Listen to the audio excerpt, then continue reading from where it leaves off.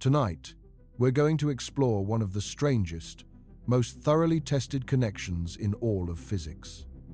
Measure one, and you instantly know something about the other. It doesn't matter how far apart they are. There is no thread connecting them, no signal traveling between them, nothing crossing the space. The connection simply exists. Physics calls this quantum entanglement. And for most of the 20th century, the people who built quantum mechanics couldn't agree on what it actually meant. It was treated as a paradox, something that seemed to break the most basic rules physics runs on. And it took physicists half a century of increasingly precise experiments just to prove it was real. By the end of tonight, you're going to understand not just what entanglement is, but what it means, and why the answer is one of the most uncomfortable facts in all of science. Before we begin, if you enjoy these topics as much as we do, make sure to like the video or subscribe. It's a simple action, but it helps this channel reach more curious minds like yours. Now, let's begin. To understand entanglement, you first have to understand what quantum mechanics says about reality before you measure it. And that requires letting go of something that feels completely obvious. The idea that things have definite properties when no one is looking. Right now, you probably assume that the chair you're sitting in exists with specific properties, a certain color, a certain mass, a certain position in the room, regardless of whether anyone is looking at it. It was there yesterday when you weren't watching it. It will be there tomorrow. It has a definite state at all times. This assumption is so deep, it barely feels like an assumption. It feels like just the way things are. Quantum mechanics says this assumption is wrong. Not wrong in a vague philosophical sense. Wrong in a precise, mathematically specified, experimentally confirmed sense. At the scale of individual particles, electrons, photons, atoms, things genuinely do not have definite properties until those properties are measured. Before measurement, a particle doesn't have a hidden definite spin that we just don't know about. It exists in what physicists call a superposition, a genuine blend of multiple possible states simultaneously. The spin isn't secretly pointing up, waiting for us to discover it. The spin is neither up nor down until the moment of measurement forces the superposition to resolve into a single outcome. This is one of the most radical claims in the history of science. It offends intuition deeply. It sounds like the universe is playing games with us. And yet the experiments, hundreds of them, conducted across decades in labs around the world, all confirm the same thing. The superposition is real. The definiteness emerges at measurement, not before. Before measurement, the question of what state a particle is in doesn't have a definite answer. The particle is genuinely, physically, in multiple states at once. This isn't poetry. It's not metaphor. The mathematics of quantum mechanics, which has been tested to extraordinary precision across nearly a century and has never been wrong, describes particles using what is called a wave function. The wave function contains all the information about the particle's possible states and the probability of finding it in each state when measured. And the wave function for a particle that hasn't been measured can assign non-zero probability to multiple outcomes simultaneously. That's not uncertainty about what the state is. That's a mathematical encoding of genuine superposition. The particle is, in a precise mathematical sense, in multiple states at once. The first experiment that made physicists take superposition seriously wasn't about spin or polarization. It was about light. You're probably familiar with the double-slit experiment in some form. You shine a beam of light at a barrier with two thin slits cut into it.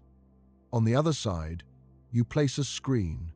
If light were purely a stream of particles, tiny bullets of light, you'd expect to see two bright stripes on the screen, one behind each slit, where the light particles hit after passing through. What you actually see is an interference pattern, alternating bright and dark bands spread across the screen, many more bands than just two. This is the pattern you get when waves overlap. Waves spreading from the two slits interfere with each other. Where wave peaks meet, they reinforce, creating bright bands. Where a peak meets a trough, they cancel, creating dark bands. Light behaves like a wave. Fine, that's been known since the early 19th century.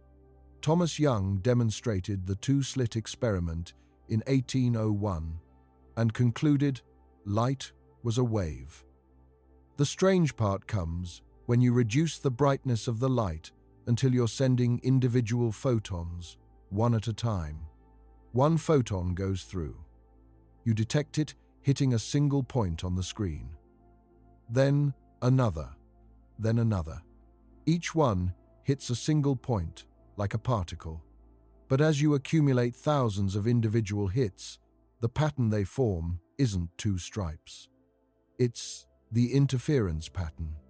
Individual particles, detected one at a time, each arriving at a definite point, collectively build up a wave pattern across the screen.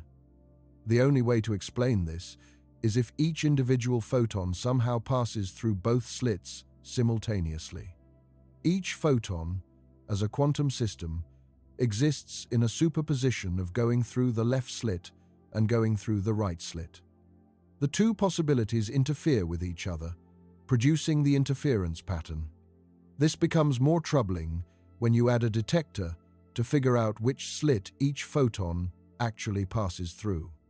The moment you measure which slit the photon takes, the superposition collapses. The photon went through one specific slit, and the interference pattern disappears. You get two stripes. The act of measurement, gathering information about the path, destroys the interference. This is not a limitation of the detector.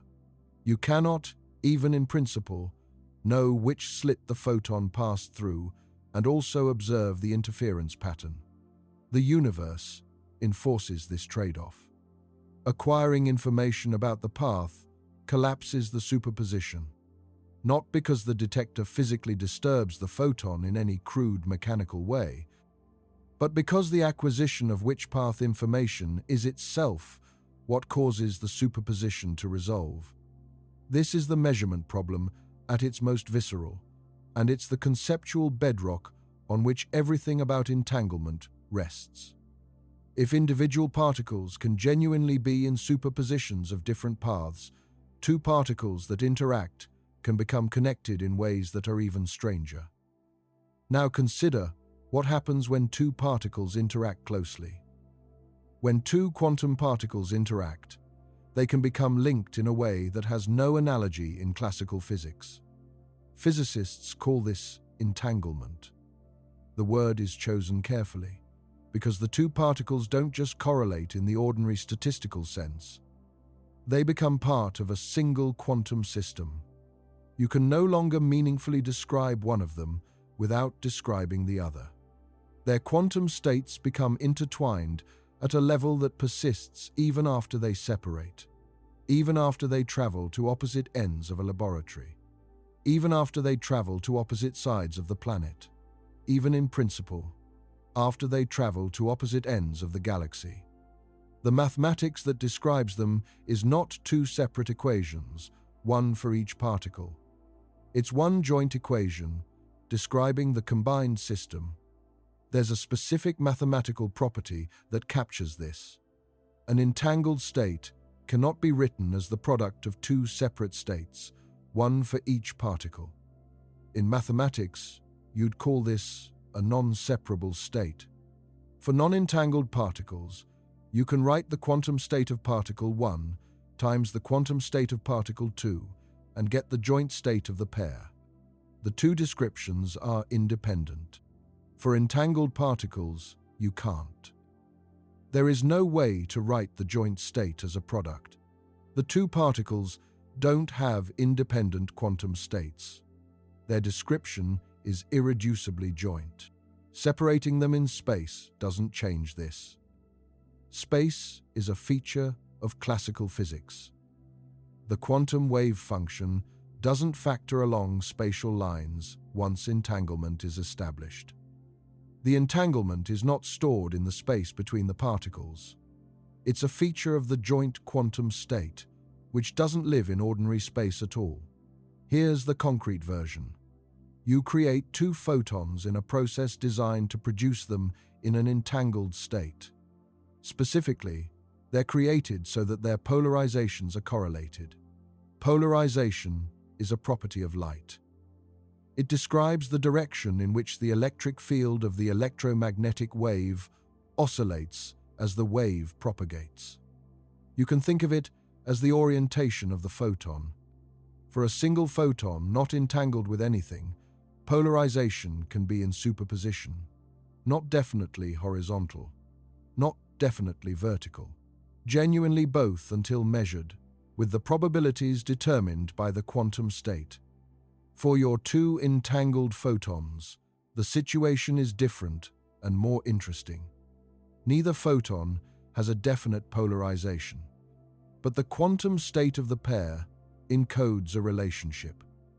If you measure photon A and find it horizontally polarized, then photon B will be found vertically polarized. Every time, without exception. If you measure photon A and find it vertically polarized, then photon B will be found horizontally polarized.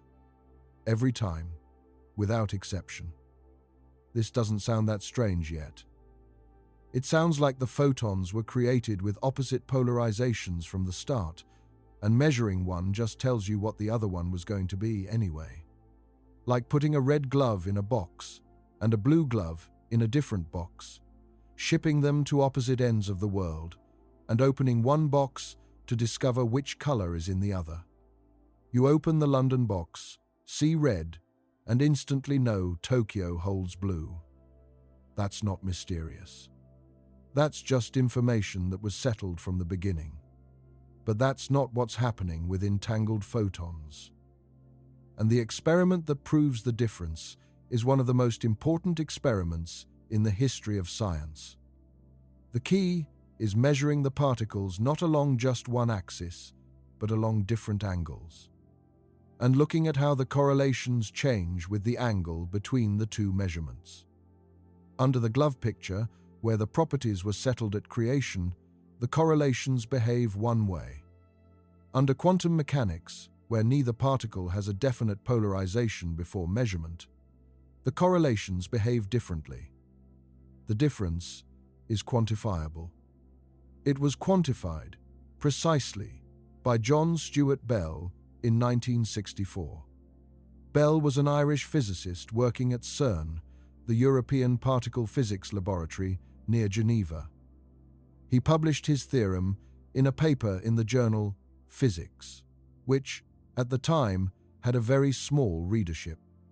The theorem addressed one of the deepest disputes in the history of quantum mechanics, a dispute that had been simmering since the 1920s. The question was simple to state and hard to answer.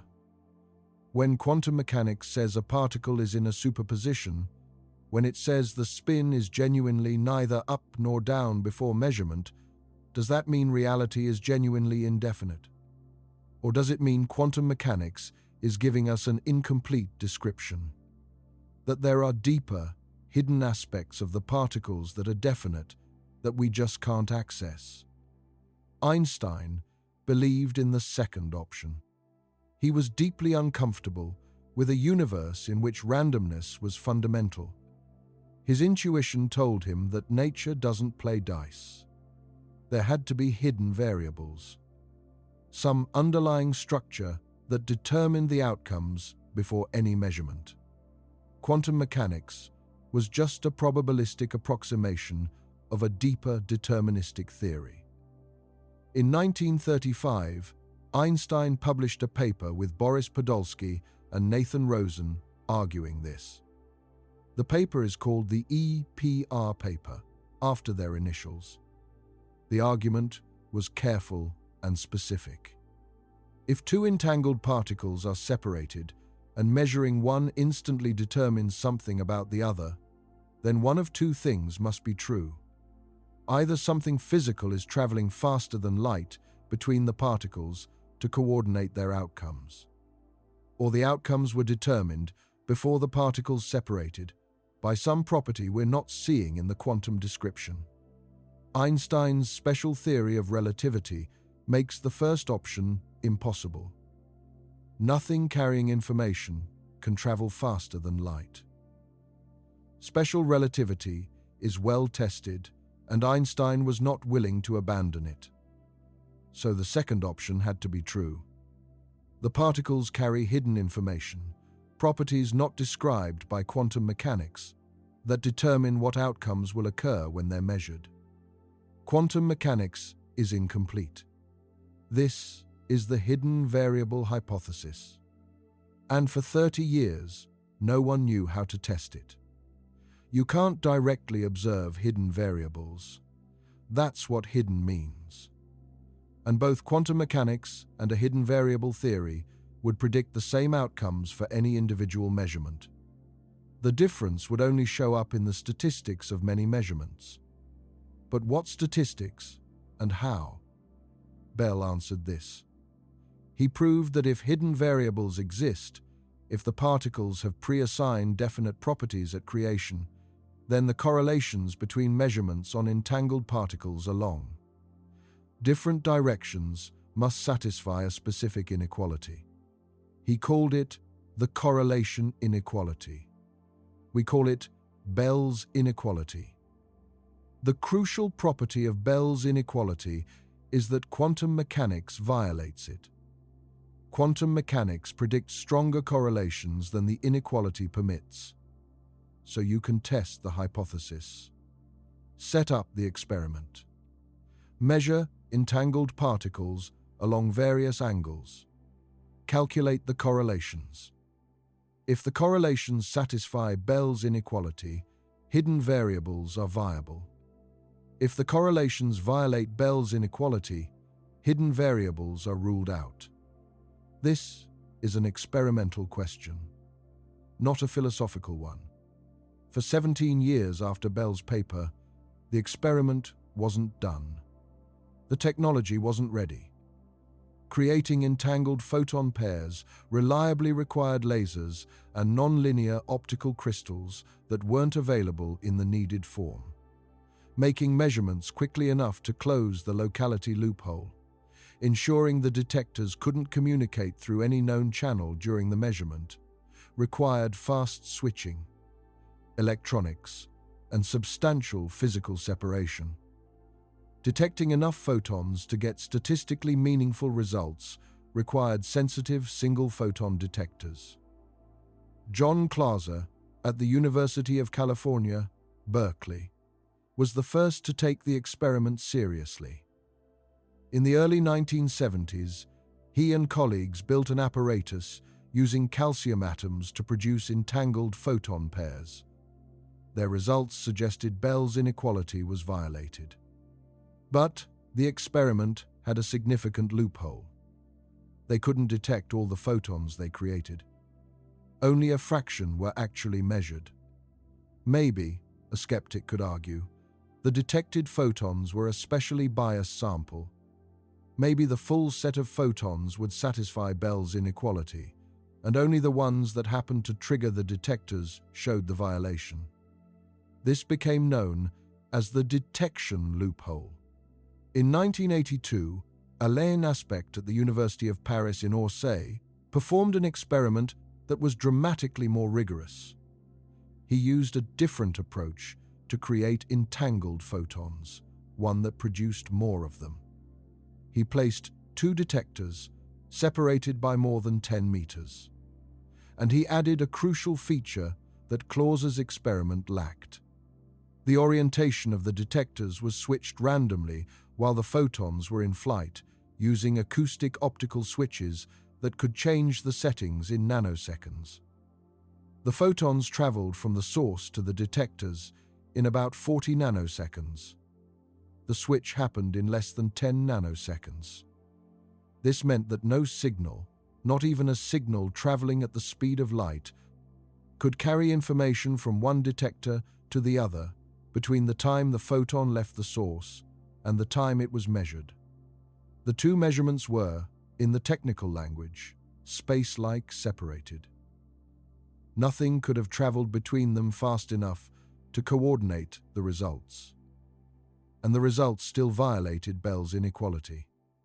The correlations were stronger than any local hidden variable theory could produce. The predictions of quantum mechanics were confirmed.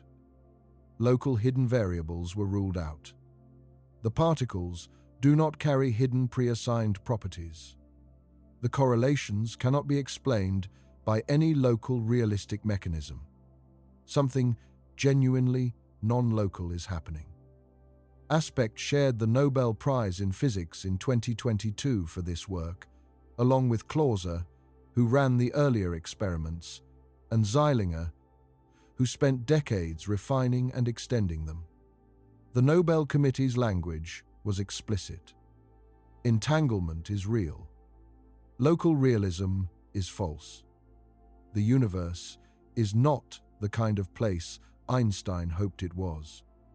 What does it mean that local realism is false? Local realism is the combination of two assumptions. They're so natural that most people don't realize they're making them. Locality is the assumption that things are only directly influenced by their immediate surroundings. That what happens in one location doesn't instantly affect what happens at a remote location. That influences propagate through space, and propagating through space takes time. Realism is the assumption that objects have definite properties, independent of whether anyone is observing them. That the electron has a definite spin even when no one is measuring it. That the moon exists in a definite state when no one is looking. Together, these assumptions describe the intuitive picture of classical physics. A world of definite objects with definite properties interacting through local influences. Bell's theorem and its experimental confirmations prove you cannot have both. Either locality is false or realism is false, or both. Most physicists, when pressed, say you give up realism in the specific sense of pre-existing definite properties. Particles genuinely don't have definite spins or polarizations before measurement. The measurement doesn't reveal a pre-existing property. It creates the outcome. This preserves locality in a specific sense. No usable information travels faster than light, but it costs you the comfortable picture of a world with a definite state at all times, independent of observation. Some physicists argue for giving up locality instead, accepting that the universe is non-local in a deep physical sense, that entangled particles remain connected across space in a way that is genuinely physical. Others adopt interpretations of quantum mechanics that dissolve the dilemma by rejecting some of its premises. All of them agree on the predictions. None of them is clearly right. The experiments tell you local realism is false. They don't tell you which of its two components to reject. The question that almost everyone asks at this point is whether entanglement can be used to communicate faster than light. The answer is no. Understanding why not is clarifying. When you measure your entangled particle, the outcome is random. Quantum mechanics predicts exactly a 50% probability of spin up and exactly a 50% probability of spin down. No prior information, no measurement, nothing allows you to predict which outcome you'll get. The randomness is genuine, fundamental. Not pseudo-random like a coin flip, where the outcome is in principle determinable from the physics of the flip. Genuinely random, in a way that quantum mechanics says cannot be reduced further. Your partner, at the other location, holding the other entangled particle, gets a random result too. Spin up half the time, spin down half the time. From their point of view, their results look completely random. There is nothing in the sequence of their measurement outcomes that gives them any information about what you're doing. Nothing distinguishes their sequence from any other sequence of random binary outcomes. The entanglement only becomes visible when you compare the two sequences. When you look at them side by side and count the correlations. But doing that comparison requires a conventional communication channel. A phone call, a message, a signal that travels at the speed of light or slower. There's no way to encode a message in random results. There's no way to control whether you get spin up or spin down. So there's no way to transmit information through entanglement alone. This is not a limitation waiting for a clever workaround.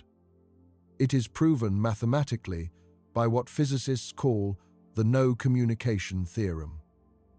The mathematics shows that the reduced density matrix of either particle alone, the description of that particle's statistics, ignoring the other, is completely independent of any operation performed on the distant particle.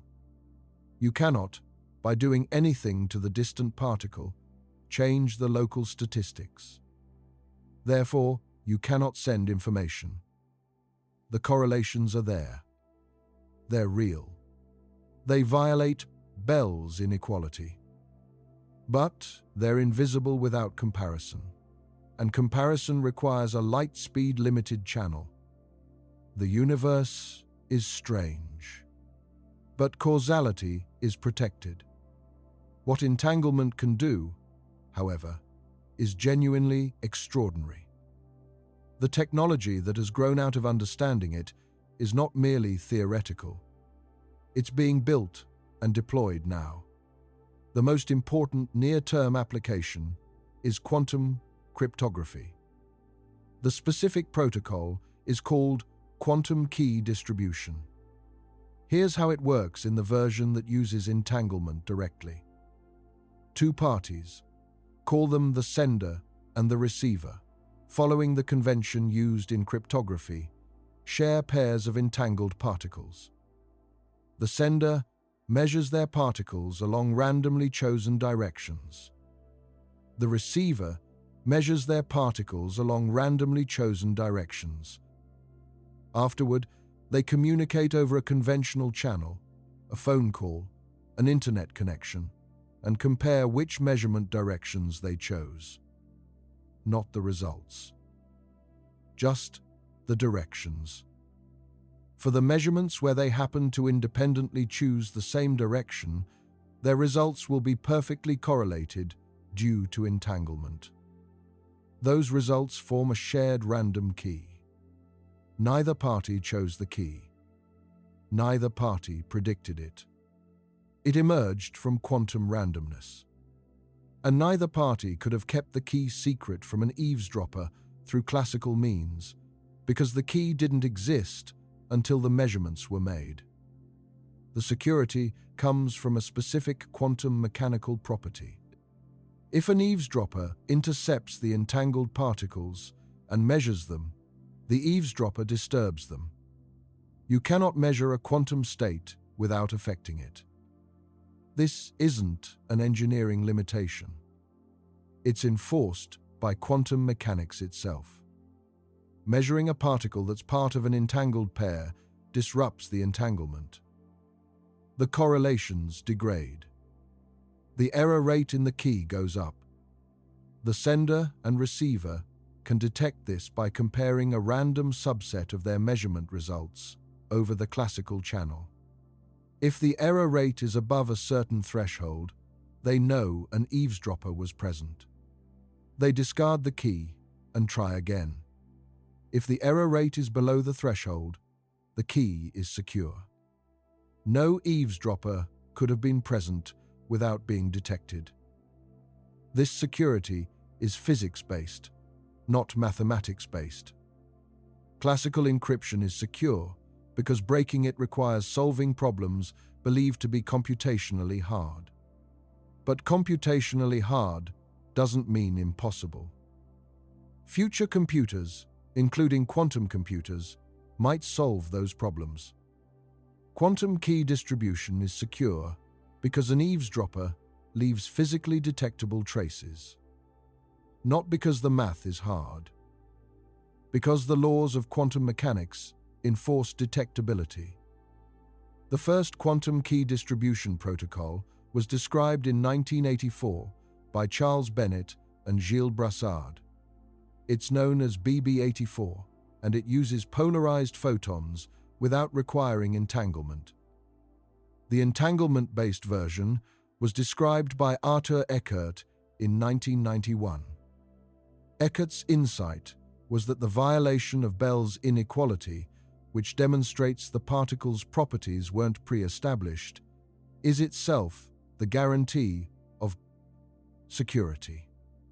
If no eavesdropper has been present, the correlations will violate Bell's inequality. If an eavesdropper has measured the particles, the entanglement is disturbed, the Bell inequality violation weakens, and the sender and receiver can detect the intrusion. By the early 2000s, commercial quantum cryptography systems were operating in specialized contexts. In 2007, a quantum cryptography link was used to secure vote count data in the Swiss cantonal elections in Geneva. In 2010, a quantum key distribution network was demonstrated in Tokyo. In 2017, the Micius satellite demonstrated quantum key distribution between ground stations, separated by over 1,200 kilometers. The European Union has designated quantum communication as a strategic technology and is funding the EuroQCI initiative, the European Quantum Communication Infrastructure, to build a continent-wide quantum network over the next decade. This is not laboratory curiosity. It is security infrastructure being deployed in real systems for real applications. Beyond cryptography, entanglement is fundamental to quantum computing. And quantum computing, if the engineering challenges can be overcome, will be not just a faster classical computer, but a fundamentally different kind of machine.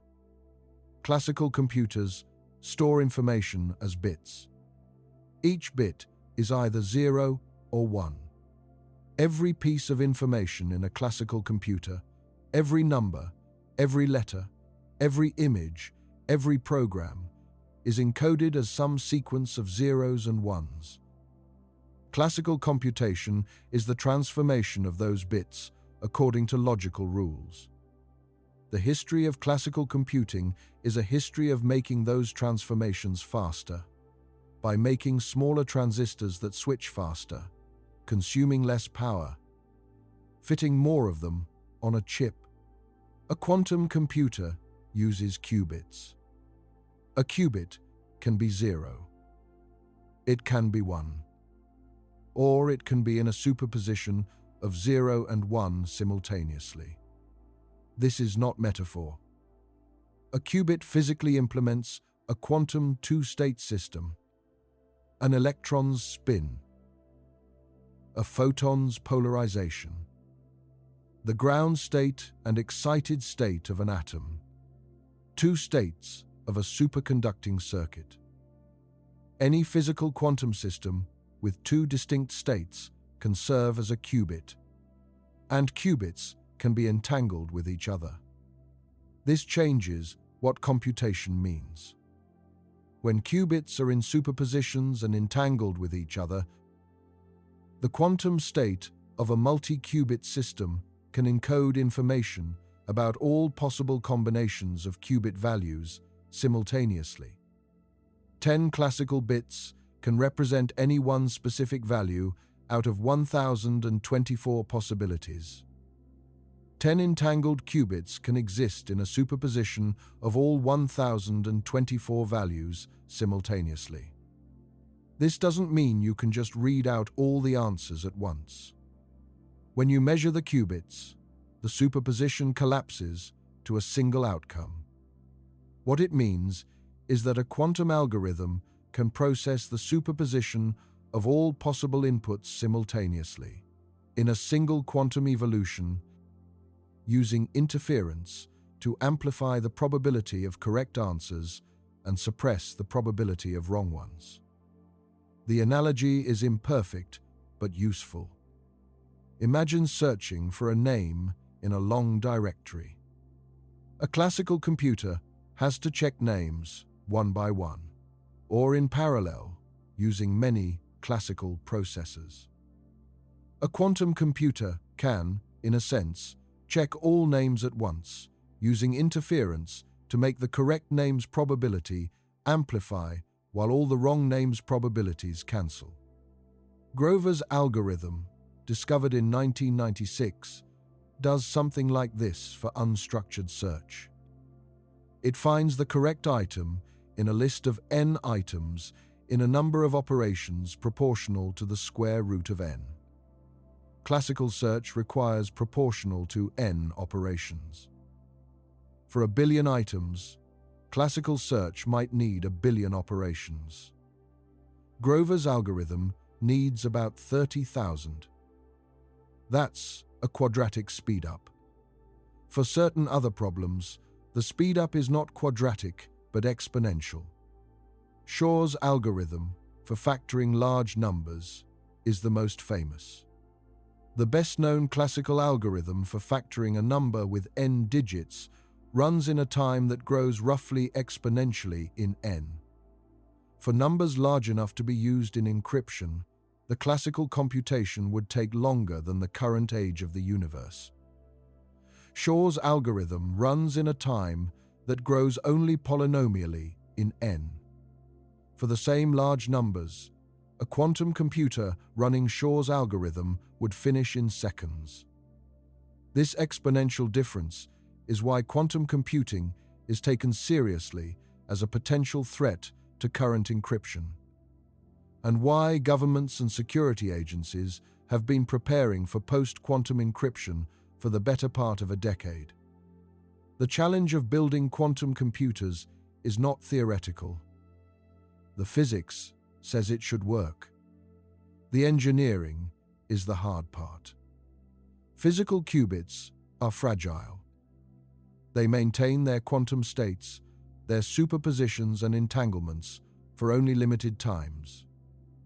Any interaction with the environment can destroy the quantum coherence.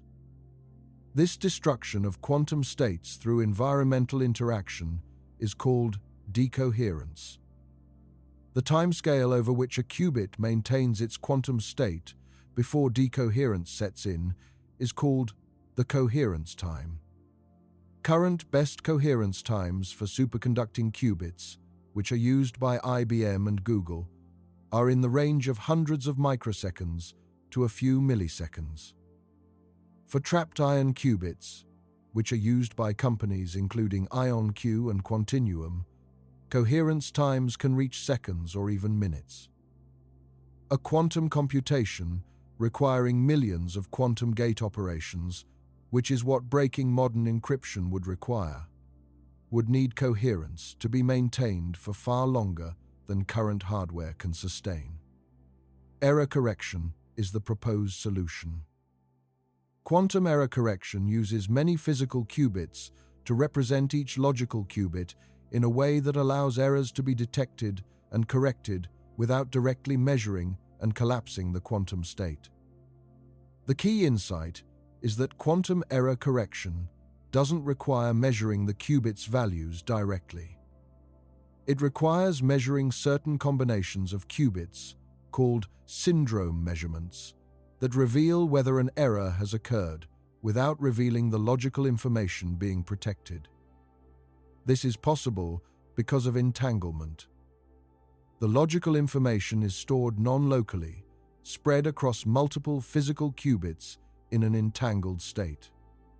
An error affecting one physical qubit doesn't destroy the logical information because the information isn't localized in any one qubit. The syndrome measurement reveals the error's location and type without touching the logical information. Then you can correct the error. The price is overhead.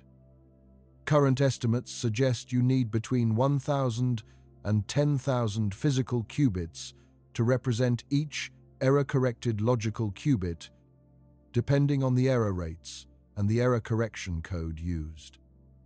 IBM's best physical qubit error rates in recent years have fallen to around 0.5% per 2-qubit gate for their best processors. To run Shor's algorithm on numbers large enough to threaten current encryption, you'd need millions of logical qubits. That's billions of physical qubits, all operating coherently, with error rates well below current levels. We are not there. IBM's roadmap projects reaching 100,000 physical qubits by around 2033. That's still far short of what breaking current encryption would require. But the trajectory is real. The physics says it works in principle. The engineering is advancing steadily. Whether it advances fast enough to create a cryptographically relevant quantum computer within the next 20 or 30 years is genuinely uncertain. Different experts give different answers. The uncertainty is not about whether quantum computing works. It's about the rate of engineering progress. One of the most counterintuitive applications of entanglement is quantum teleportation.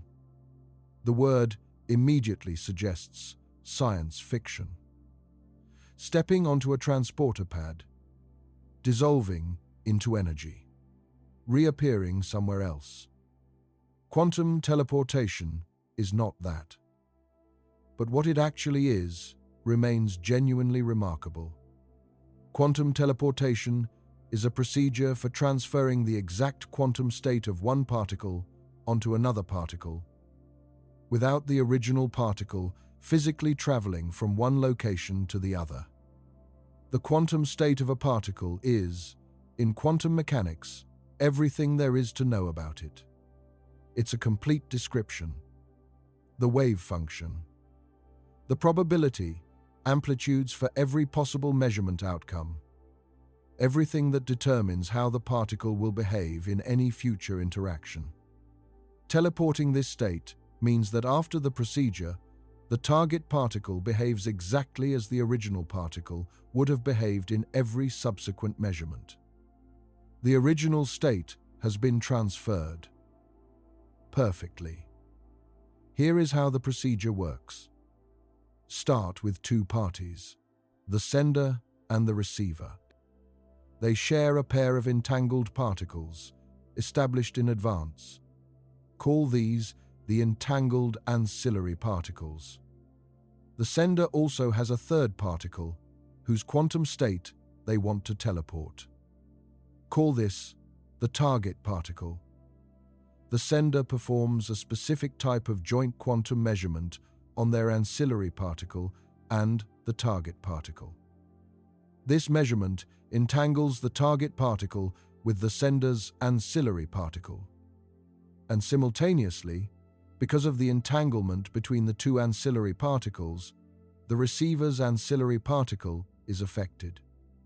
The joint measurement at the sender's end produces a classical outcome, 4 possible results. The sender communicates this 2-bit classical result to the receiver over a conventional channel.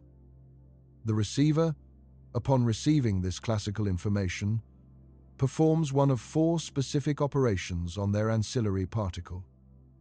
After that operation, the receiver's particle is in exactly the same quantum state that the sender's target particle was originally in.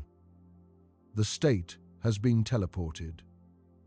This procedure works because the entanglement between the ancillary particles, combined with the joint measurement and the classical communication, effectively transfers the quantum information from one particle to another, without that information having to physically travel through the space between them.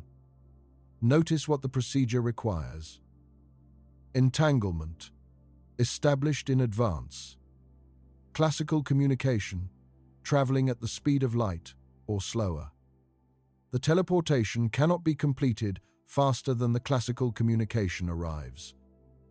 The receiver cannot do anything useful with their particle until they receive the classical result. So teleportation is not faster than light. It doesn't violate causality. But it does transfer a quantum state perfectly, from one particle to another, across any distance.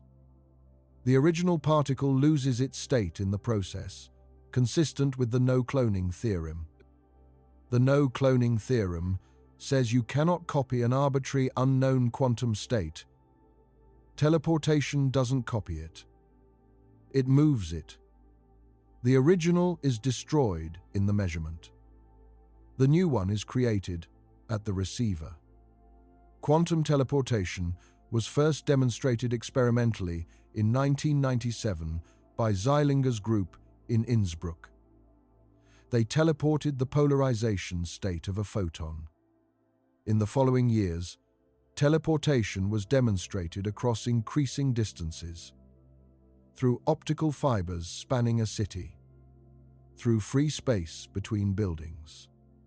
And in 2017, the Chinese research team, using the Mikius satellite, demonstrated quantum teleportation of photon states from a ground station to the satellite in orbit, over a distance of approximately 1,400 kilometers.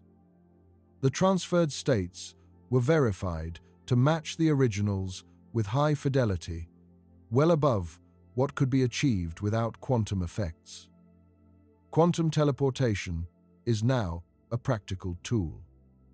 It's one of the fundamental building blocks of quantum networking.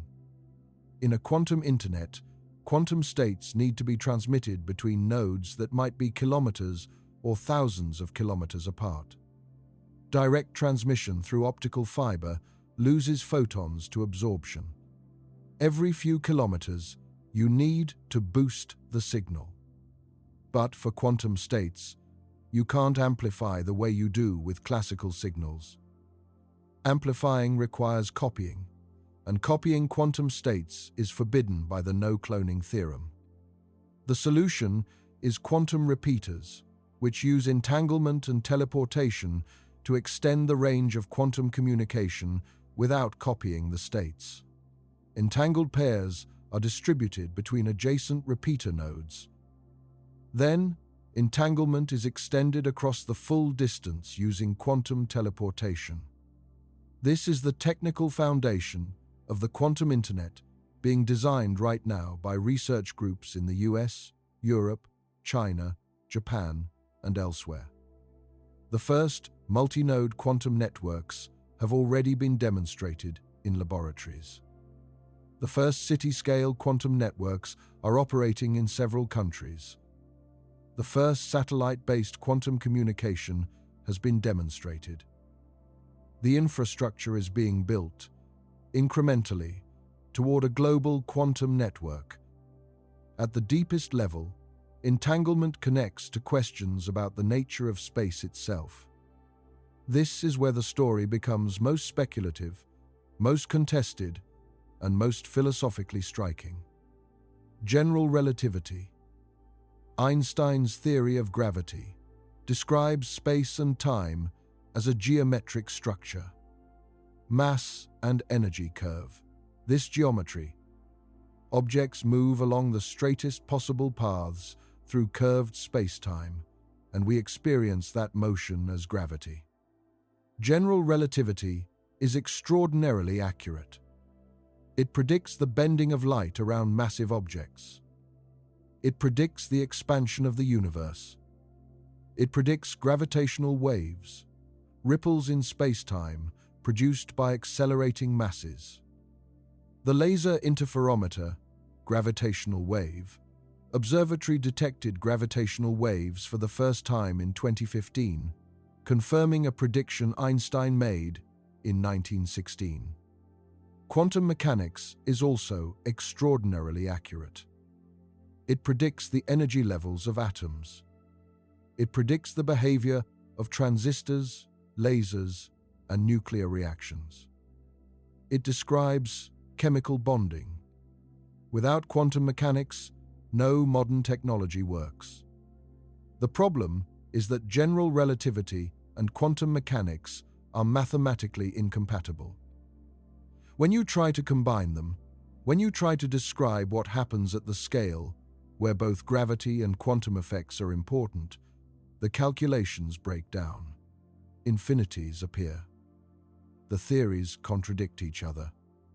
The Planck scale, where this incompatibility becomes acute, is about 10 to the negative 35 meters.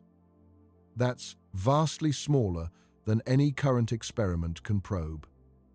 But in the early universe, near the Big Bang, and inside black holes, conditions reached the Planck scale. And we don't have a theory that correctly describes what happened there. Finding a theory of quantum gravity is the deepest unsolved problem in theoretical physics. In the past 2 decades, a striking idea has emerged from the direction of quantum information and entanglement. The idea is that entanglement might be the mechanism by which space itself is constructed. The mathematical framework where this idea is most developed is holographic duality. Holographic duality is a precise mathematical equivalence discovered in 1997 by Juan Maldacena. It says that a certain type of quantum field theory, living on the boundary of a space-time, is exactly equivalent to a theory of gravity in the interior of that space-time. The boundary and the interior are different descriptions of the same physics. This is called a duality. One system, 2 equivalent descriptions. In 2010, Mark van Ramsdonk used this framework to study what happens to the geometry of the interior spacetime when you change the entanglement between different parts of the boundary quantum system. His result was striking. Reducing the entanglement between 2 halves of the boundary system caused the 2 corresponding regions of the interior spacetime to become less connected. Reducing the entanglement to 0 caused the interior spacetime to split into 2 disconnected pieces. Adding entanglement back reconnected them. The geometry of spacetime, the connections between different spatial regions, was being controlled by the entanglement in the boundary quantum system. Spacetime connectivity and quantum entanglement were not 2 separate things. They were 2 aspects of the same thing. This was taken further in 2013 by Maldacena and Leonard Susskind. They proposed a specific conjecture. The conjecture connects 2 papers written in the same year, 1935. One of those papers, by Einstein and Rosen, introduced a mathematical solution to Einstein's equations that connects 2 separate regions of spacetime through what they called an Einstein-Rosen bridge. We now call these wormholes. The other paper, by Einstein, Podolsky, and Rosen, described what we now call quantum entanglement and argued it must be explained by hidden variables. The conjecture says these 2 phenomena are the same. Entangled particles are connected by a wormhole. The quantum entanglement between 2 systems and the spacetime geometry connecting them are different descriptions of the same underlying physical relationship. The name of the conjecture condenses this to its essentials. ER equals EPR. Einstein-Rosen equals Einstein-Podolsky-Rosen. Wormholes equal entanglement. If this conjecture is right in any broad sense, then space itself is a quantum phenomenon.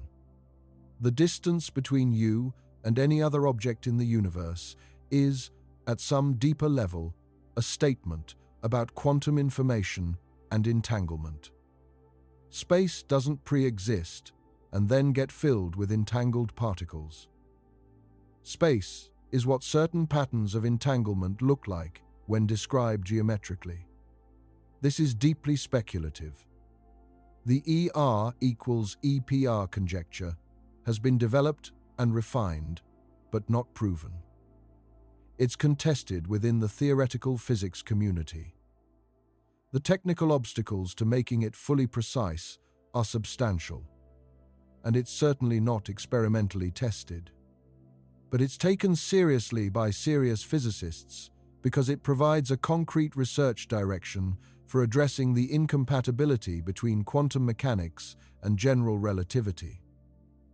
If space-time geometry is built from entanglement, then understanding entanglement at a deep level is the same as understanding gravity at a deep level. The unification of quantum mechanics and general relativity might not come from finding a theory that adds gravity to quantum mechanics. It might come from recognizing that gravity and space-time are already implicit in the entanglement structure of quantum mechanics. This is where theoretical physics is now. Not settled, not close to settled, but actively developing with real mathematical tools and real results, if not yet a complete picture. The experimental side of entanglement research has also continued to push further into formerly speculative territory. One of the most remarkable experiments of the past decade was designed to address a loophole that most physicists considered essentially irrelevant, but that rigorous experimenters felt compelled to close. Anyway, the loophole concerns the random number generators used to set detector orientations in Bell test experiments. Every Bell test requires choosing the measurement angles randomly and independently at the two detectors. The choice has to be made after the particles are already in flight. And the choices have to be genuinely independent of each other and of any properties the particles might have. In practice, this is done with fast random number generators, usually quantum random number generators, that use genuinely quantum random processes. But a sufficiently skeptical person might worry. What if those random number generators have subtle correlations with the particles?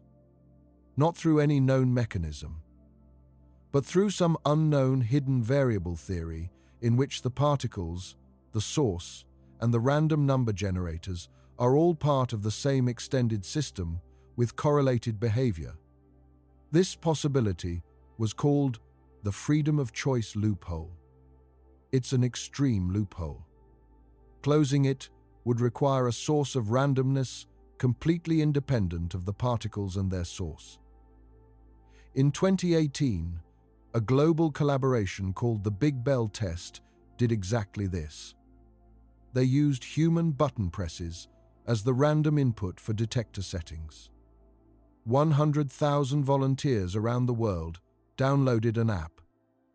The app presented them with a simple task. Press buttons. Generate random seeming sequences. Their presses generated the random inputs that set detector orientations at over 30 laboratories in 12 countries on 5 continents, all running Bell test experiments simultaneously. The volunteers' choices were transmitted to the laboratories and used to set detector orientations in real time. Human intention as the source of randomness. The experiment ran for a 12-hour period. Participants generated 90 million bits of human-generated randomness.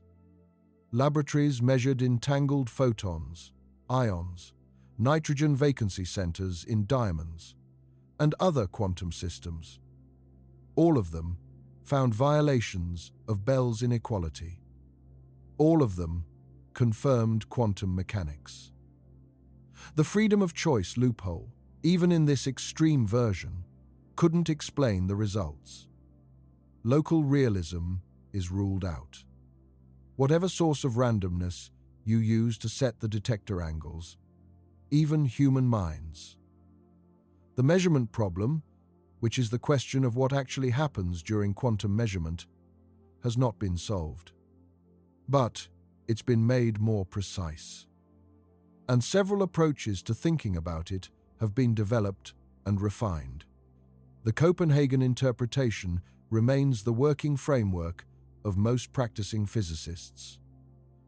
When you're doing a calculation in quantum mechanics, you don't need to worry about interpretation. You prepare a quantum state. You evolve it according to the Schrödinger equation. You apply the Born rule to calculate probabilities for measurement outcomes. You compare to experiment. The physics works. The interpretation question, what's really happening physically when the wave function evolves and then apparently collapses, is set aside as a question physics can't currently answer. Or, in the most austere version of Copenhagen, as a question that physics shows to be meaningless. The many worlds interpretation proposes that the wave function never collapses. Every quantum measurement produces all possible outcomes, each in a separate branch of a splitting universe. When you measure a particle's spin and get spin up, another version of you, in another branch of the wave function, got spin down. Both are equally real. The universe is an enormous branching tree of possibilities, all equally real, all evolving according to quantum mechanics. There's no collapse, no randomness, just a deterministic evolution of the universal wave function, branching into more and more branches. Randomness is an illusion caused by your inability to observe the other branches. Many worlds is mathematically elegant. It requires no additional assumptions beyond the standard quantum formalism. But it requires accepting that the universe is vastly, incomprehensibly more complicated than it appears, with an uncountable number of parallel versions constantly branching. Pilot wave theory, developed by Louis de Broglie and extended by David Bohm, takes the opposite approach. It says particles have definite positions at all times. They're guided through space by a pilot wave. The wave evolves according to the Schrödinger equation. The particle's motion is determined by the local gradient of the wave function. In pilot wave theory, quantum measurements always have definite outcomes. The randomness in quantum mechanics comes from our ignorance of the particle's initial position, not from any genuine indeterminacy. Pilot wave theory is explicitly non-local. The pilot wave is a real physical field, and it responds instantaneously to changes anywhere in space. When you measure one entangled particle, the pilot wave changes instantly everywhere, including at the location of the distant entangled partner. And this guides the partner's behavior to produce the correct correlation. This is non-locality in a completely concrete, physical sense. But the non-locality doesn't allow faster-than-light signaling because the pilot wave carries information that can't be accessed without statistical averaging over many measurements. Relational quantum mechanics, developed by Carlo Rovelli, says there is no quantum state with observer-independent existence. Quantum states are always states of one system relative to another.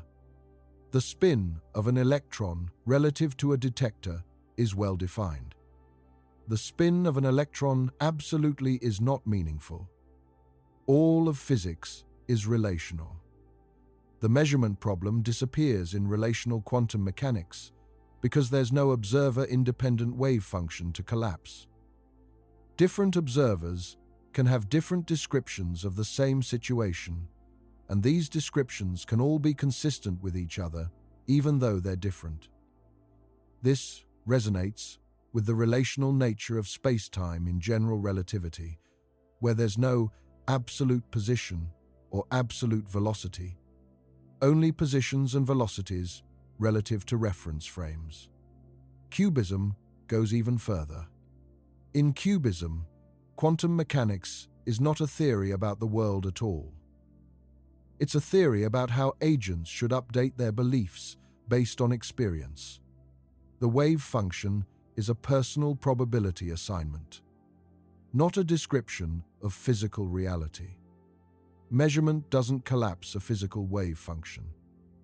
It updates an agent's probability estimates based on what they observed. Cubism dissolves the measurement problem by refusing to assign the wave function any physical existence to be collapsed. The price is that quantum mechanics becomes irreducibly agent-centered. It's not a theory about an observer-independent reality. It's a theory about the relationship between agents and their experiences.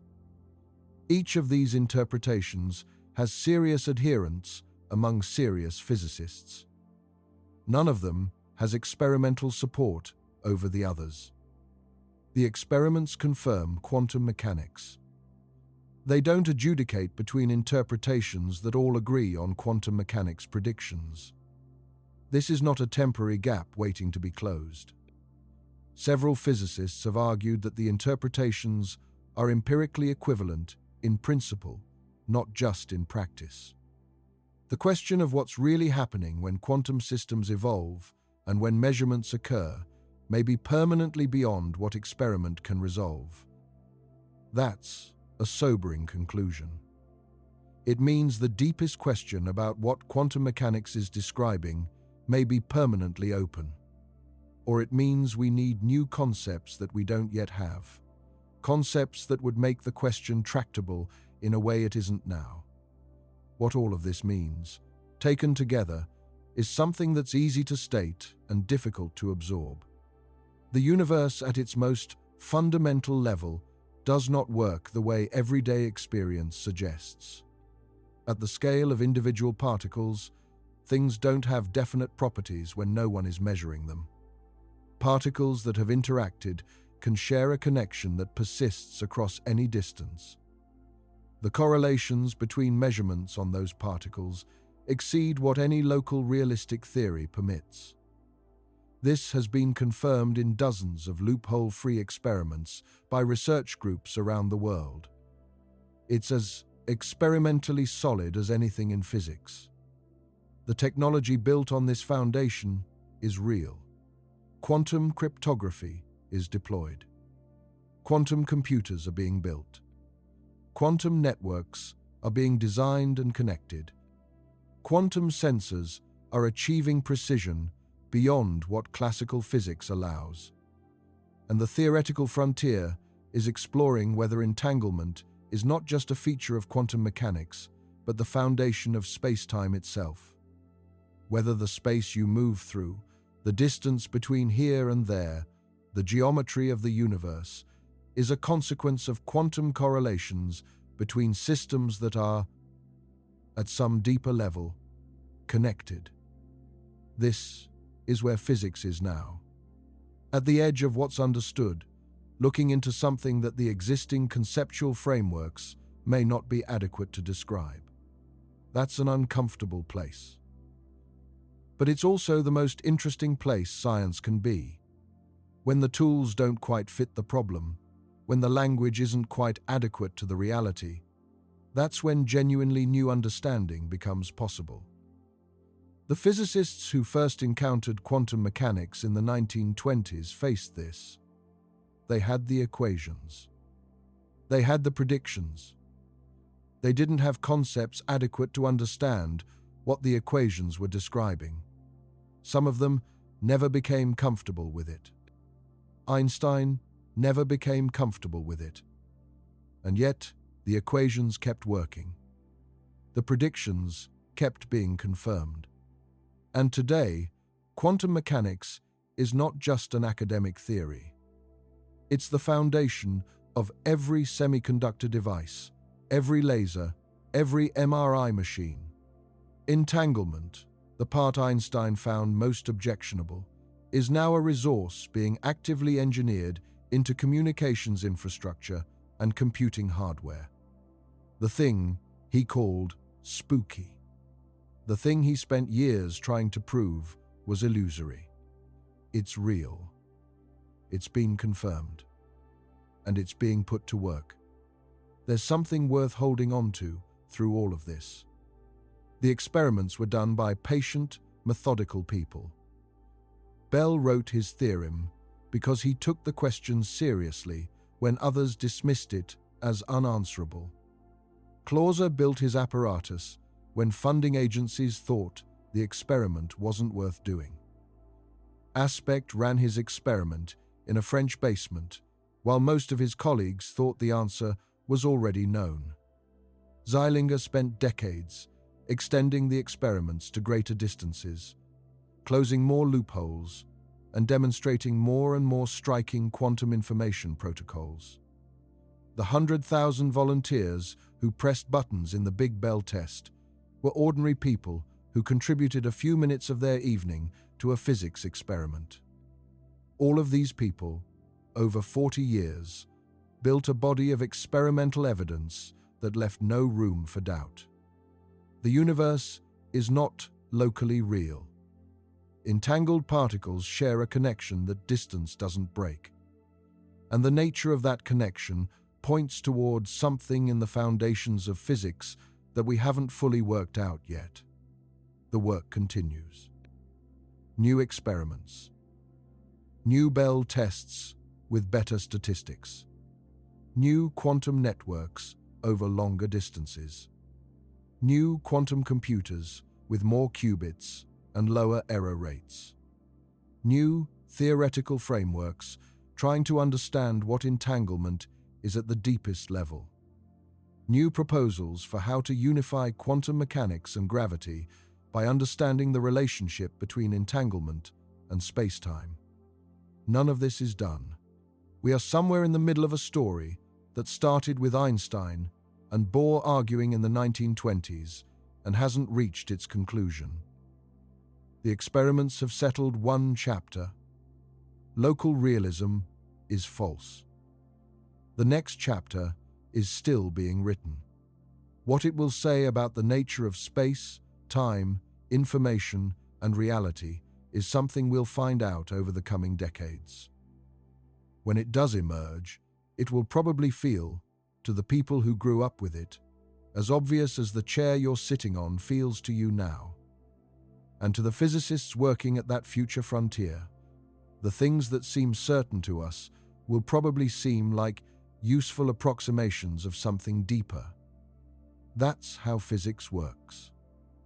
And entanglement, right now, is one of the clearest signs of how much deeper it goes. There's a version of the entanglement story that begins much earlier than the 1930s. In 1801, Thomas Young showed that light behaves like a wave. In 1865, James Clerk Maxwell showed that light is an electromagnetic wave. In 1887, Heinrich Hertz confirmed this experimentally. And in 1887, in the same year, Hertz also observed something that Maxwell's electromagnetic theory couldn't explain. When ultraviolet light hit a metal surface, the surface emitted electrons. But the emission didn't depend on the intensity of the light the way classical theory predicted. It depended on the frequency. Bright red light produced no emission at all. Dim blue light produced immediate emission. Classical theory said, more light, more energy deposited, more electrons emitted. The experiment said, wrong frequency, no emission, period. Einstein explained this in 1905. Light comes in packets, he said. Photons. Each photon carries energy proportional to its frequency.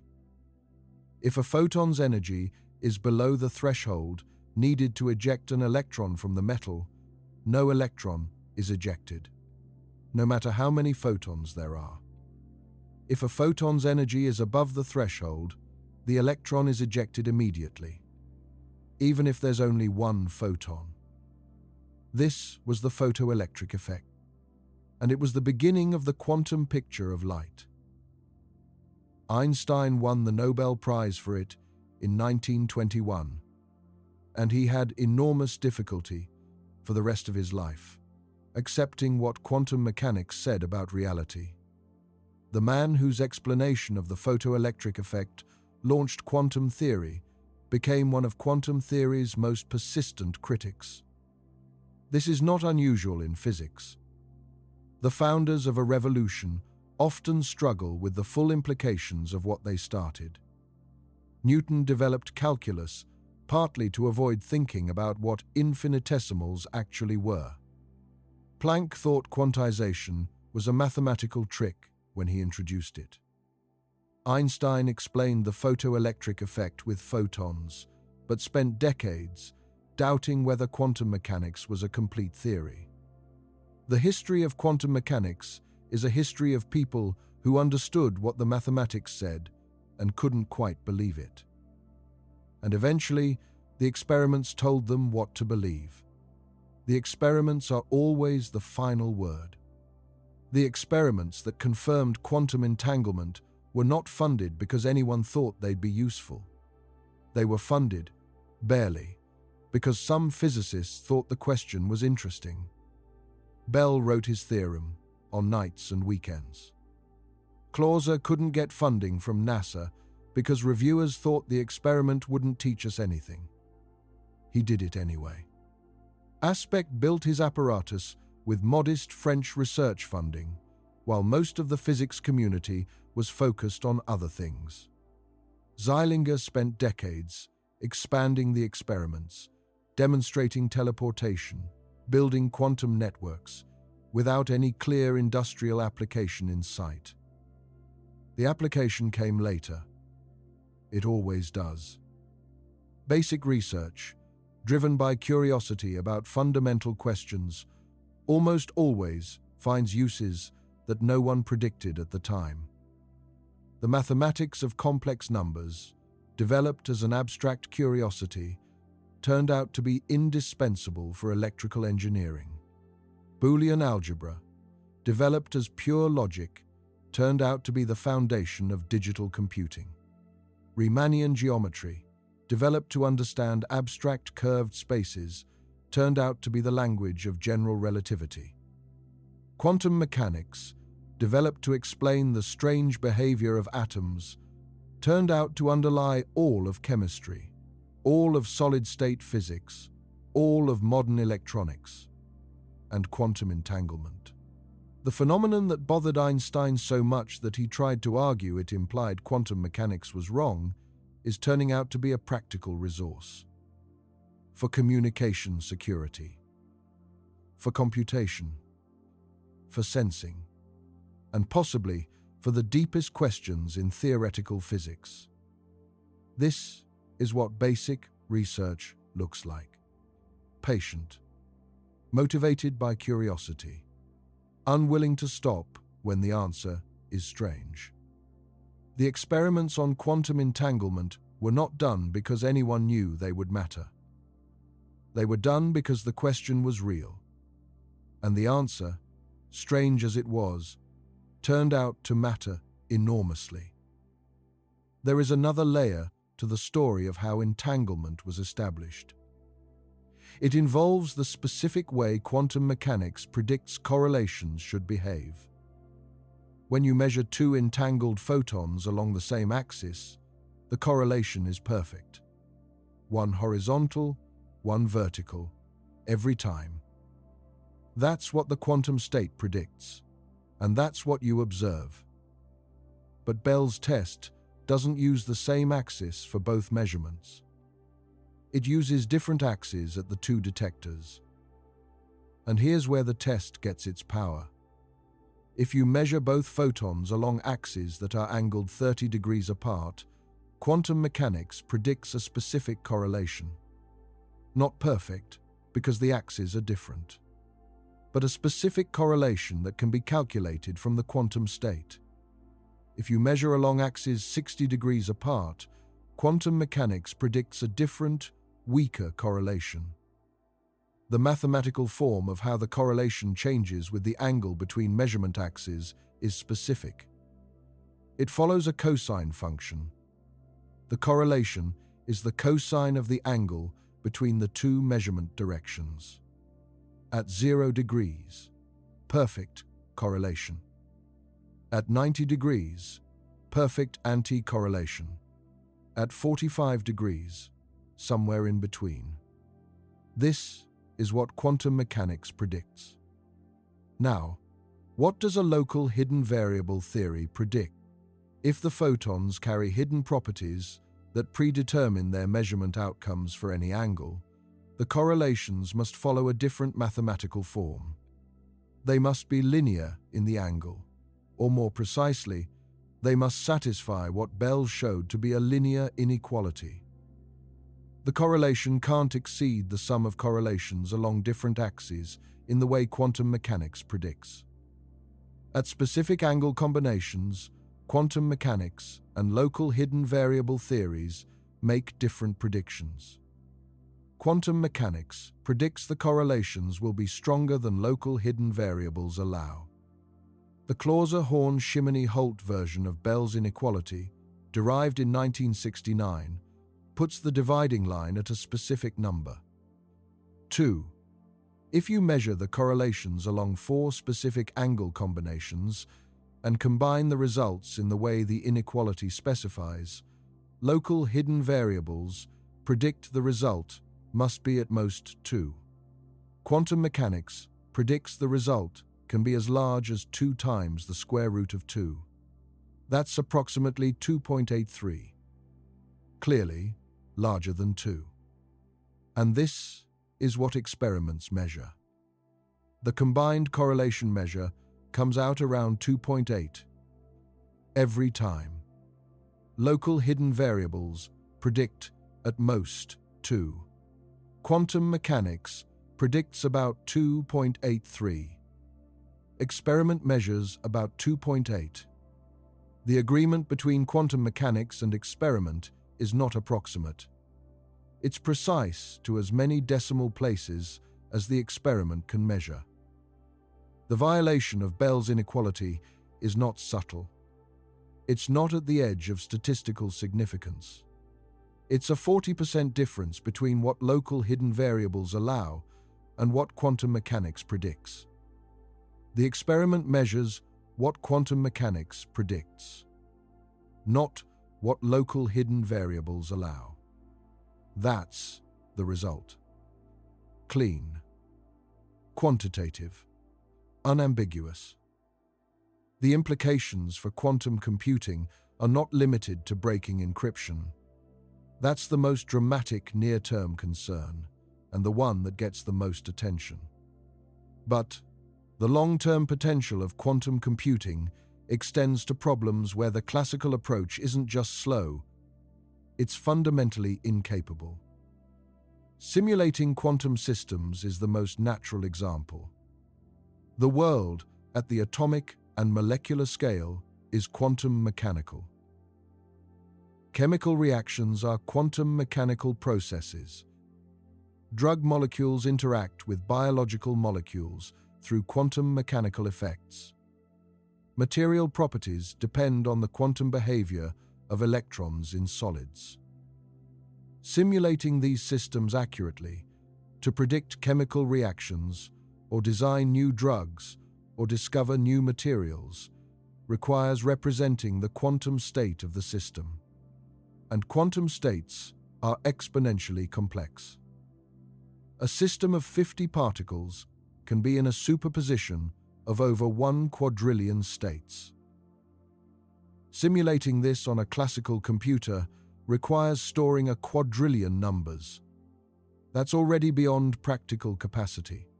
A system of 300 particles, still tiny compared to any real material sample, would require more numbers than there are atoms in the observable universe. Classical computers cannot simulate quantum systems at any useful scale. Quantum computers can. Richard Feynman pointed this out in 1982. He argued that the only way to simulate quantum physics is with a quantum device. A quantum computer, using qubits in superposition and entanglement, can represent the quantum state of a physical system directly. The quantum state of the computer maps to the quantum state of the system being simulated. Operations on the qubits simulate the time evolution of the physical system. Measurements on the qubits give you the properties of the simulated system. This is called quantum simulation. It's one of the most promising near-term applications of quantum computing because it requires fewer error-corrected qubits than full-scale Shor's algorithm. The potential applications include simulating molecules for drug discovery, simulating materials for battery design, simulating chemical reactions for industrial catalysis, finding room-temperature superconductors, which would transform the efficiency of electricity transmission globally, understanding how nitrogen-fixing bacteria use quantum effects to convert atmospheric nitrogen to a form plants can use, which could revolutionize agriculture by reducing the need for synthetic fertilizers. All of these involve quantum systems too complex to simulate classically. All of them are potentially tractable with quantum simulation. Several pharmaceutical companies have quantum computing research programs aimed at using quantum simulation to accelerate drug discovery. Several materials science groups are using small existing quantum computers to simulate simple quantum systems as a proof of concept. The hardware isn't yet good enough for industry-scale applications, but the trajectory points toward it being good enough within 10 to 20 years for some of these problems.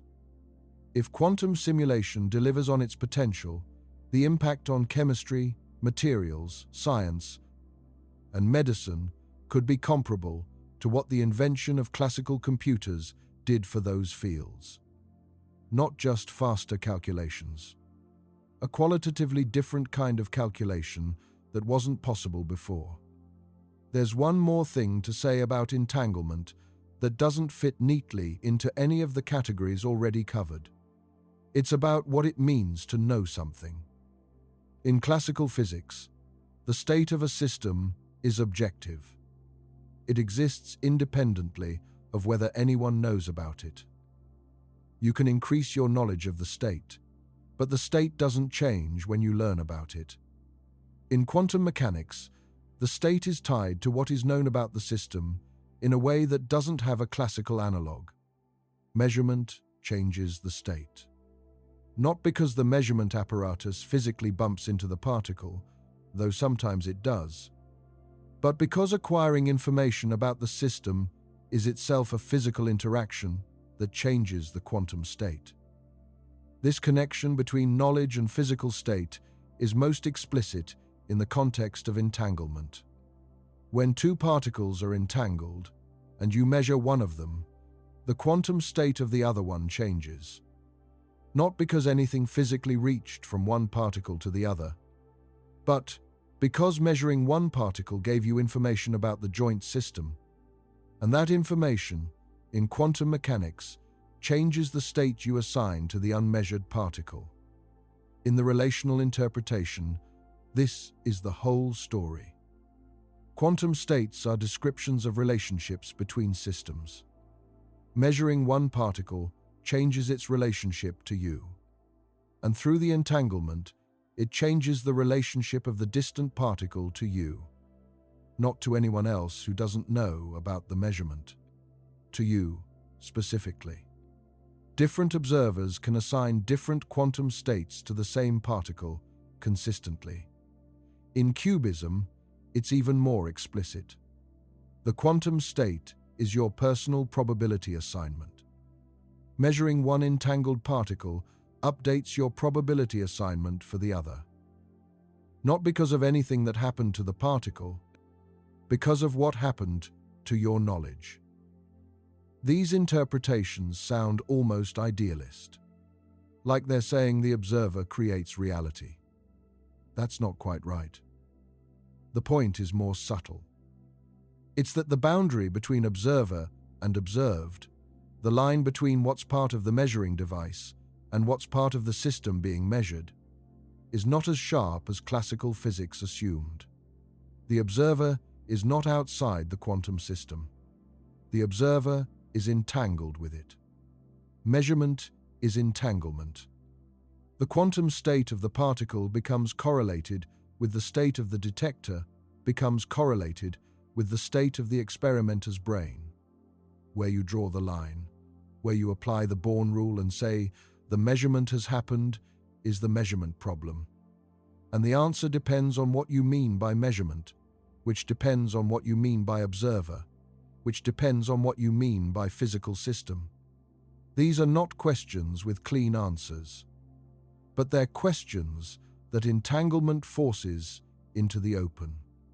By creating correlations between distant systems that cannot be explained locally, entanglement forces a confrontation with the question of how the quantum description of reality is connected to the physical reality it describes. That question is not fully answered. It may be the most important open question in all of physics. It's also, in some sense, the most interesting, because answering it will require ideas that we don't yet have. The word quantum comes from the Latin word quantus, meaning how much. It entered physics through Planck's discovery that energy is exchanged in discrete packets, quanta. Not a continuous flow, but discrete chunks. This discreteness, this granularity at small scales, is one of the features that makes quantum mechanics fundamentally different from classical physics. In classical physics, energy is continuous. You can have any amount of energy. You can transfer any fraction of it. There's no smallest unit. In quantum mechanics, energy comes in packets determined by Planck's constant. Planck's constant is a number. Specifically, approximately 6.62, 6 times 10 to the negative 34 joules seconds. It's an extremely small number by the standards of everyday life. That's why quantum effects don't show up at human scales. The energy packets are so small that at the energies we deal with daily, energy looks continuous. But at atomic scales, the discreteness matters. The electron in a hydrogen atom can only have energies equal to specific values determined by Planck's constant. It can't have any energy in between. When it transitions from a higher energy state to a lower one, it emits a photon with exactly the energy difference. That photon has a specific frequency. That frequency corresponds to a specific color. That's why hydrogen emits light at specific wavelengths. Not a rainbow of all colors. Specific lines. The observation of spectral lines in heated gases was unexplained by classical physics. Quantum mechanics explains it precisely. And Planck's constant is the key. Now, what does any of this have to do with entanglement? Planck's constant appears in the uncertainty principle. The uncertainty principle, formulated by Werner Heisenberg in 1927, says that certain pairs of physical properties cannot both be known precisely at the same time. The position and momentum of a particle, the energy of a system and the time over which it's measured, the x component and y component of a particle's spin. For each of these pairs, the product of the uncertainties must be at least as large as a fraction of Planck's constant. The more precisely you know one, the less precisely you can know the other. This is not a limitation of measurement technology. It's a fundamental feature of quantum reality. The particle doesn't have definite values for both position and momentum simultaneously. The uncertainty is not in our knowledge. It's in the particle itself. The uncertainty principle is related to entanglement through what happens when you try to measure one particle in an entangled pair. When you measure the spin of one particle along the horizontal axis and find it up, you've reduced the uncertainty in that particle's horizontal spin to zero. You know it exactly. By entanglement, you've also determined the horizontal spin of the partner particle. Its uncertainty in horizontal spin is also zero. But the uncertainty principle says the horizontal and vertical spins of a single particle can't both be definite. If the horizontal spin is definite, the vertical spin must be uncertain. This is consistent with the entanglement. The partner particle has definite horizontal spin, inherited from the measurement, and uncertain vertical spin. Everything is consistent. But if you try to use entanglement to violate the uncertainty principle, to simultaneously determine both horizontal and vertical spins of the partner particle by measuring one of the entangled pair along each axis, you can't. Measuring the partner particle along the vertical axis collapses the entanglement. It gives the partner a definite vertical spin. But it also randomizes the horizontal spin. The entanglement with the previously measured particle is gone. You can't use the entanglement to circumvent the uncertainty principle because measuring one particle in the entangled pair changes the entanglement. Quantum mechanics is consistent. Entanglement, uncertainty, superposition. They all fit together into a framework that is internally consistent even when it seems paradoxical. The apparent paradoxes dissolve when you're careful about what has been measured and what hasn't. The universe may be strange, but it's not internally contradictory. One of the experiments that has most vividly demonstrated what quantum entanglement looks like in practice is the quantum eraser, first demonstrated in various forms in the 1990s and early 2000s. The experiment was designed to demonstrate something called quantum erasure. It's a demonstration that illustrates the connection between information and quantum states in a way that's striking. Start with the double-slit experiment. Send photons, one at a time, through two slits. Get an interference pattern. Now add a device that marks each photon with information about which slit it passed through. The simplest way to do this is to place a device near each slit that entangles the photon with a separate marker photon. Slit A entangles the photon with a marker photon in state 0. Slit B entangles the photon with a marker photon in state 1. After this, if you measure the marker photon, you know which slit the target photon took, and the interference pattern in the target photons disappears. The which path information is available in the marker photons. The target photons have definite paths. No superposition, no interference. Two stripes instead of an interference pattern. Now, and this is the remarkable part, erase the which path information in the marker photons without looking at it. You can do this by measuring the marker photons in a basis that mixes the states 0 and 1. In this basis, the measurement outcome doesn't tell you which slit the target photon took. The which path information is erased. When you look at only those target photons whose paired marker photons gave a specific erased result, the interference pattern comes back, not in the full set of target photons, only in the subset that corresponds to the erased marker measurement outcomes. When the marker photons are measured in a way that preserves which path information, the interference is gone. When the marker photons are measured in a way that erases which path information, the interference comes back, in the correlations between target and marker. This is the quantum eraser, and the delayed choice version is even stranger. You can arrange the experiment so that the measurement of the marker photon happens after the target photon has already hit the screen. The decision about whether to preserve or erase the witch path information is made after the target photon has registered its position, and it still works. Erase the witch path information after the fact, and the interference pattern appears in the appropriate subset. Preserve the witch path information after the fact, and the interference is gone. The future measurement of the marker photon seems to affect the past behavior of the target photon. This is not actually backward causation. The interference pattern appears in a post-selected subset of target photon hits.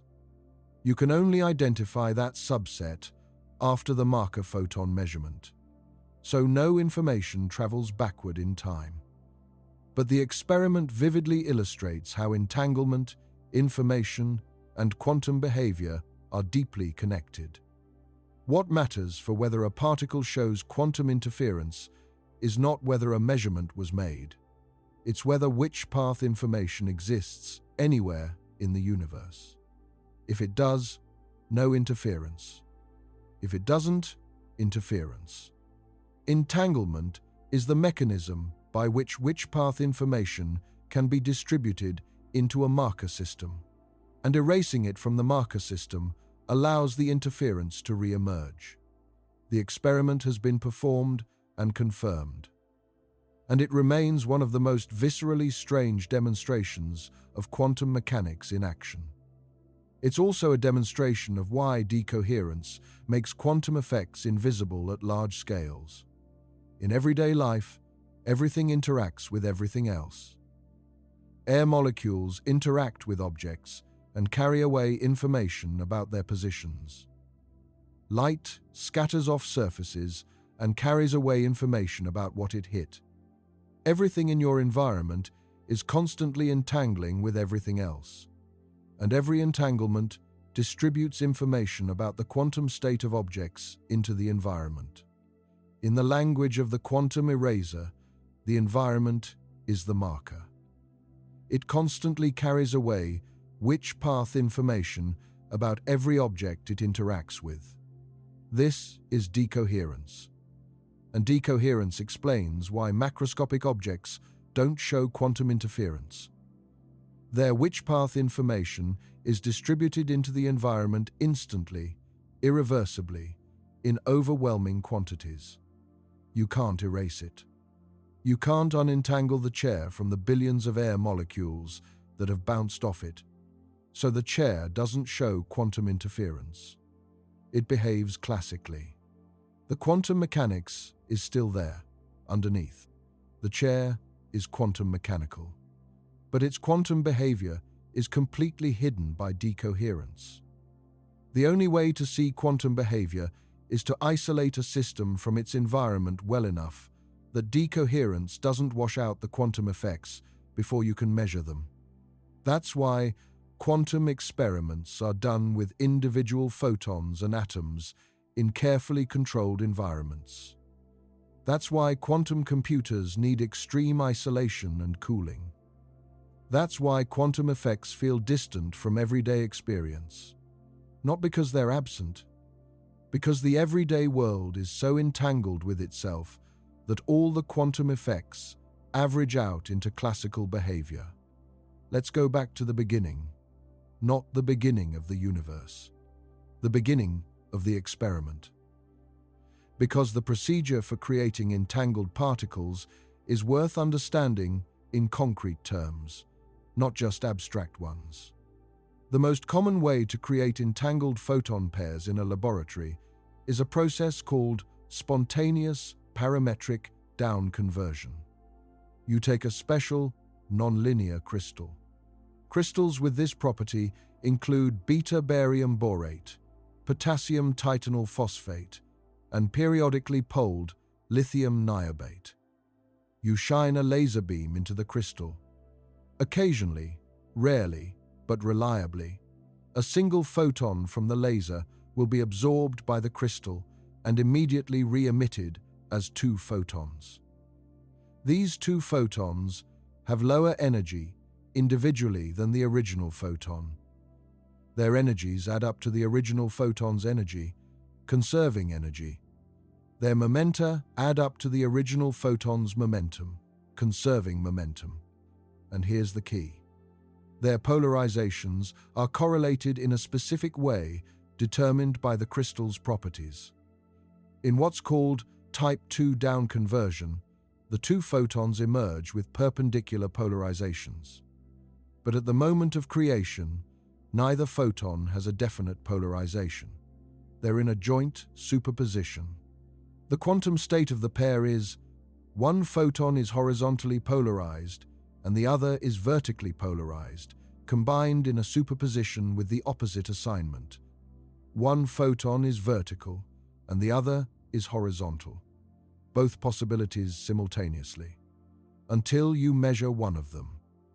When you measure one photon and find it horizontal, the superposition collapses and the other photon is instantly vertical.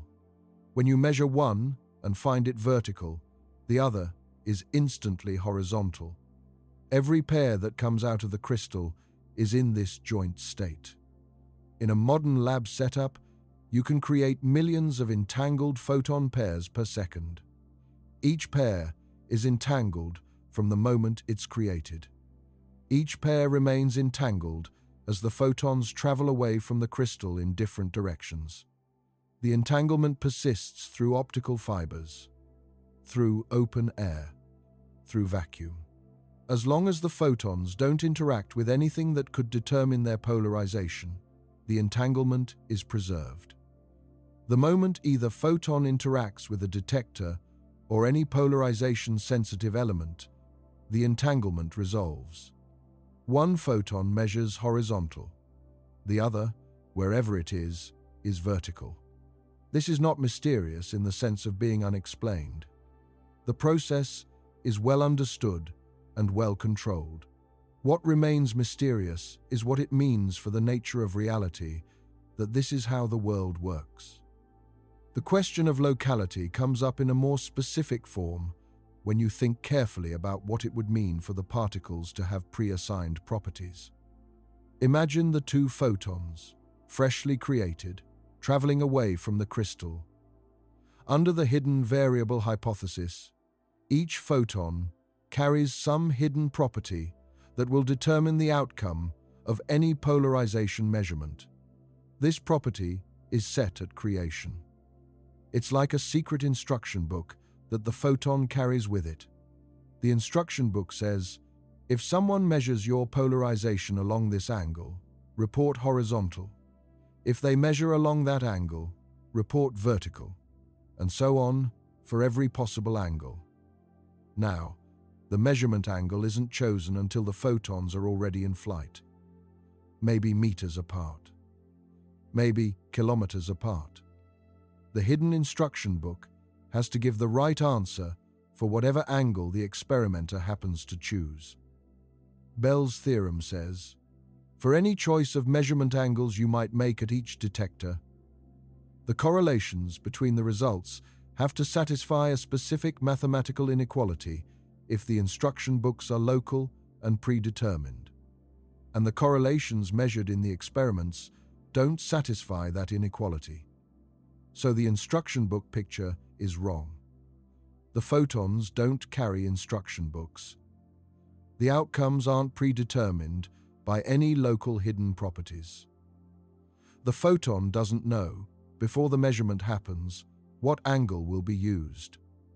And yet, the correlations are stronger than any instruction book model could produce. The conclusion is that the correlations cannot be explained by any local description of the particles as individual systems with pre-existing properties. Something non-local must be going on.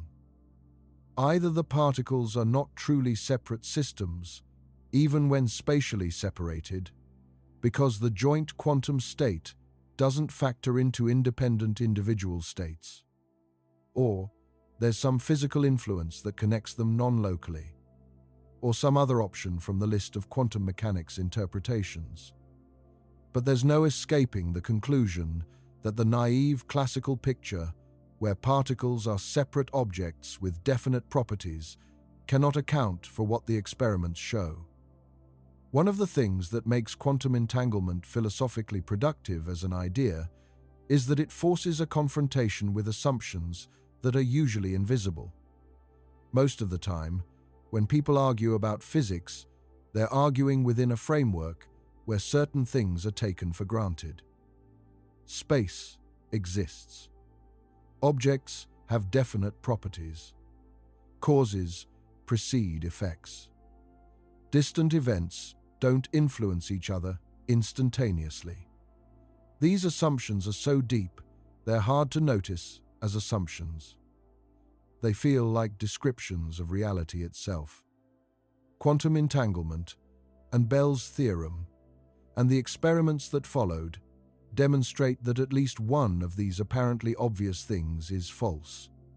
The world doesn't work the way the assumptions say it does. Which one is false depends on which interpretation you find most compelling. But the impossibility of all of them being simultaneously true is not a matter of philosophical preference. It's a mathematical theorem, confirmed by experiment. This is philosophically productive, not because it gives us an answer, but because it identifies where the old concepts break down. The history of physics is in large part a history of identifying where old concepts break down and finding new ones to replace them. Newton's mechanics worked brilliantly for 200 years. Then, experiments probed regimes where it broke down. Special relativity replaced it with something more accurate. Newtonian gravity worked for 3 centuries. Then, observations revealed its limits. General relativity replaced it with something deeper. Quantum mechanics has worked for a century without breaking down in experiment. But its conceptual foundations are not settled in the way that, say, thermodynamics is settled. The measurement problem is real. The interpretation problem is real. These are genuine open questions, not settled debates, being needlessly revisited. And they're open because the concepts we're trying to use, space, time, particles, properties, measurement, may not be the right concepts for describing what quantum mechanics is actually about. Finding the right concepts is the work that's not yet done. The history of quantum mechanics as a theory also has something clarifying to offer. Quantum mechanics wasn't developed all at once. It was assembled, piece by piece, over roughly 3 decades, by a community of physicists who were often confused about what they were doing. Max Planck introduced the quantum of energy in 1900 to fix a specific calculation problem. He didn't believe energy was really quantized. He thought it was a mathematical trick. Albert Einstein took the quantization seriously in 1905 when he used it to explain the photoelectric effect. The observation that light ejects electrons from metal surfaces only if its frequency exceeds a threshold, regardless of intensity. For this work, Einstein won the Nobel Prize in 1921. Niels Bohr applied quantum ideas to the structure of the atom in 1913. He proposed that electrons orbit the nucleus only at certain allowed radii, corresponding to certain allowed energies. When an electron jumps from one orbit to another, it emits or absorbs a photon with exactly the energy corresponding to the difference between the 2 orbits. This explained the specific colors of light that hydrogen emits when heated. It was wildly successful and completely unexplained. Why only certain orbits? Bohr had no answer. Werner Heisenberg, in 1925, reformulated quantum mechanics as a theory of matrices. Numbers arranged in tables, following specific rules. The theory predicted energy levels and transition probabilities without any picture of orbits at all. It was mathematically precise and physically opaque. Erwin Schrödinger, the following year, derived what he called wave mechanics, an equation describing the evolution of a wave function through space and time. The Schrödinger equation is one of the most important equations in physics. It governs the quantum state of any system. Paul Dirac showed that Heisenberg's matrix mechanics and Schrödinger's wave mechanics were two different mathematical representations of the same theory. And in 1926, Max Born proposed the interpretation that the square of the wave function gives the probability of finding a particle at any given location. The Born rule. This is the rule that connects the abstract wave function to experimental predictions. It's how quantum mechanics makes contact with measurement outcomes. By 1930, the mathematical framework of quantum mechanics was essentially complete. It could calculate any quantity for any system within its domain. And it was right. Every experiment confirmed it. But what it meant remained completely unclear. The debates about interpretation that Einstein, Bohr, and their contemporaries conducted in the 1920s and 30s are debates that have continued to today. They haven't been settled. The mathematics was settled in 1930. The interpretation is still open. That's 95 years of an open question, not for lack of effort, because the question is genuinely hard. One of the things that makes entanglement feel so strange is that it forces the issue of non-separability in a way that's concrete and measurable. Non-separability is the mathematical property of entangled states that makes them genuinely non-classical. For classical systems, if you know the state of each part, you know the state of the whole. The state of a collection of objects is just the collection of states of the individual objects. The state of a system of two particles is the pair of the state of particle 1 and the state of particle 2. Nothing is shared between them beyond what each carries individually. For entangled quantum systems, this is false. The state of the pair is not the pair of the individual states. There is no state of particle 1 alone, independent of particle 2. There's only the joint state of the pair. This joint state contains correlations that cannot be attributed to any individual property of either particle. The correlations are in the joint state itself. This is what makes entanglement genuinely different from classical correlation. Two classical particles can be correlated. One ball is red, the other is blue. Knowing the color of one tells you the color of the other, but each ball has a definite color independently. The correlation is explained by the fact that someone chose one red and one blue. Entangled particles have correlations that cannot be explained this way. No pre-existing definite property of either particle can account for the correlations. This is not a philosophical position. It's proven by Bell's theorem and confirmed by experiment. The correlations are real. The explanation via pre-existing properties is ruled out.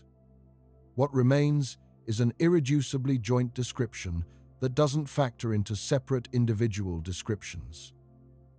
In quantum information theory, the measure of this non-separability is entanglement, entropy. For a pure quantum state of two entangled particles, the entanglement entropy measures how correlated they are.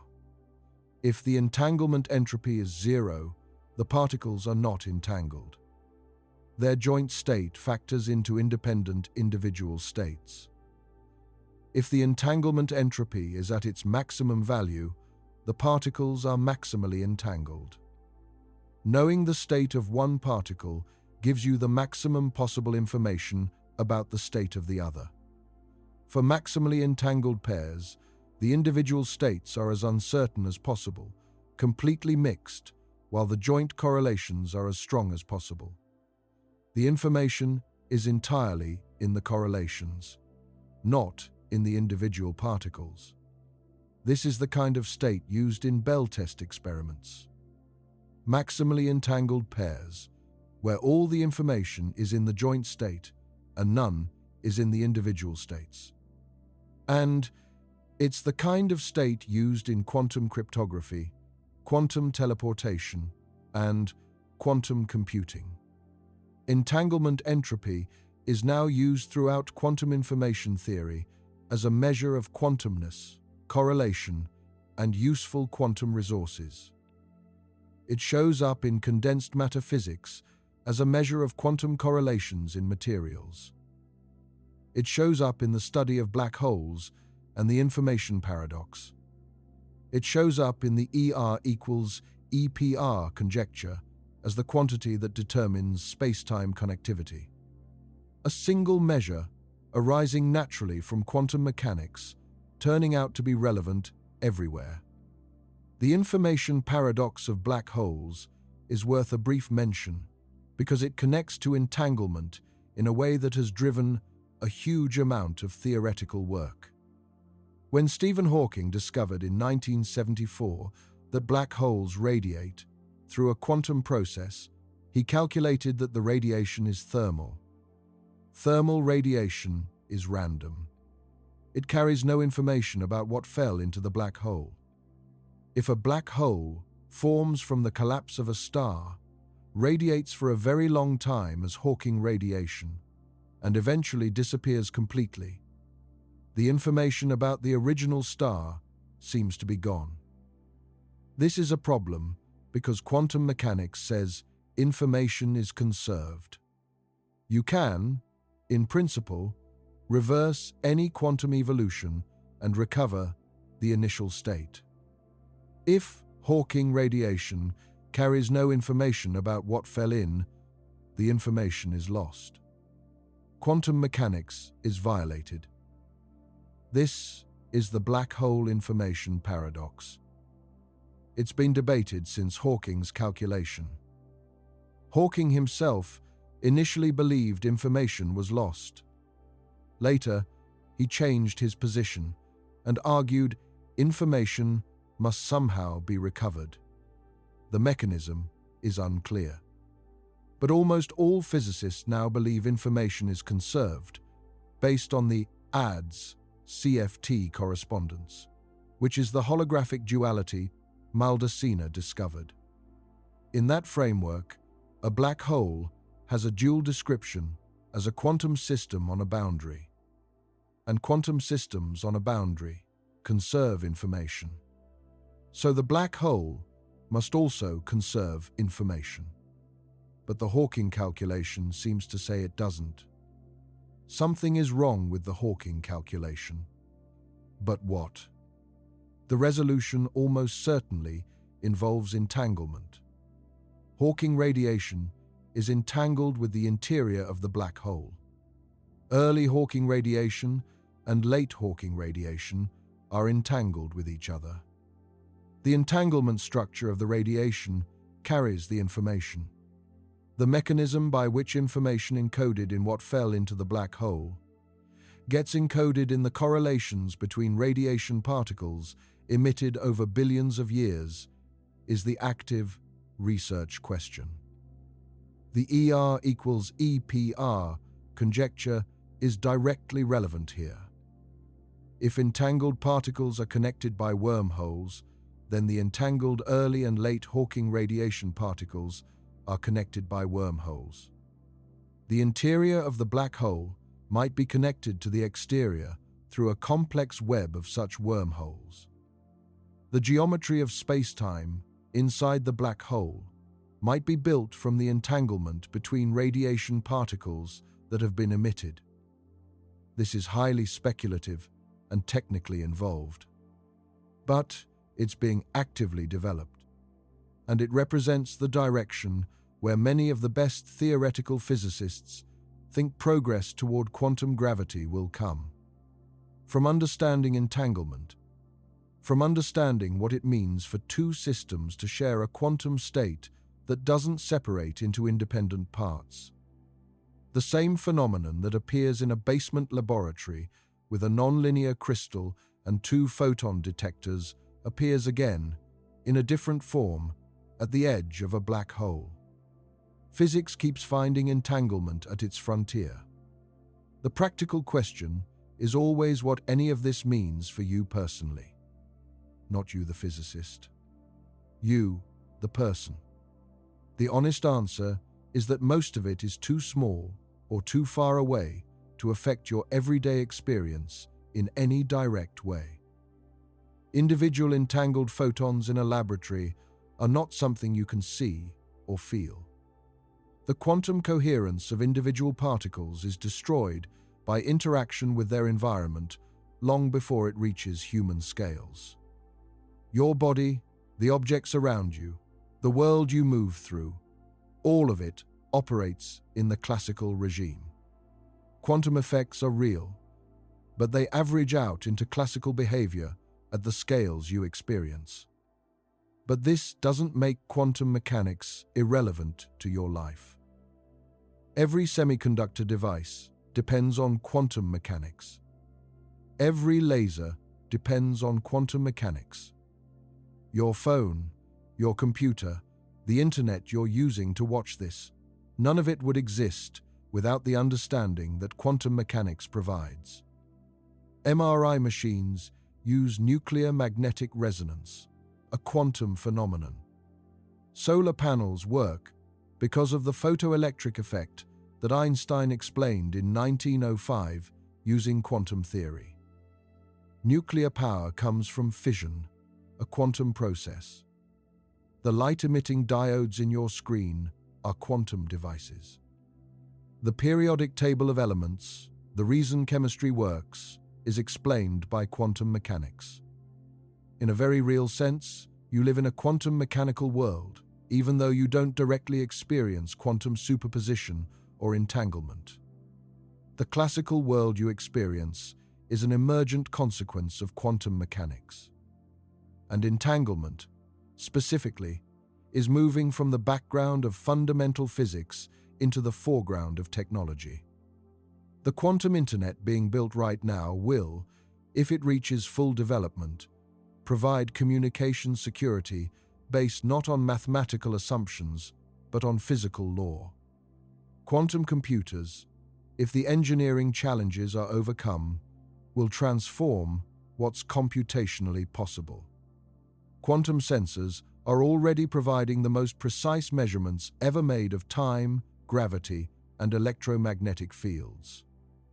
These are not merely theoretical possibilities. They're engineering projects with funding and timelines. The world being built over the next 50 years will include quantum technology in ways that the world of 50 years ago included classical computing. The transition is underway. And at the foundation of all of it is the phenomenon Einstein called spooky.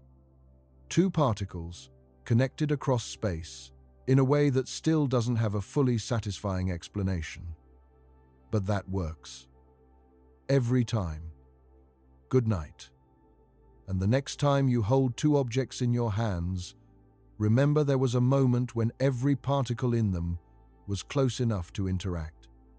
Some of those interactions produced entanglements. Some of those entanglements may still persist in some form, diffused into the quantum state of everything around them. The world you see, solid and local and classical, is built on something that is none of those things. And the experiments that proved it were done by people with good detectors, careful statistics, and a willingness to take an absurd-seeming question seriously. Not magic, just physics. And sometimes, physics is the strangest thing there is.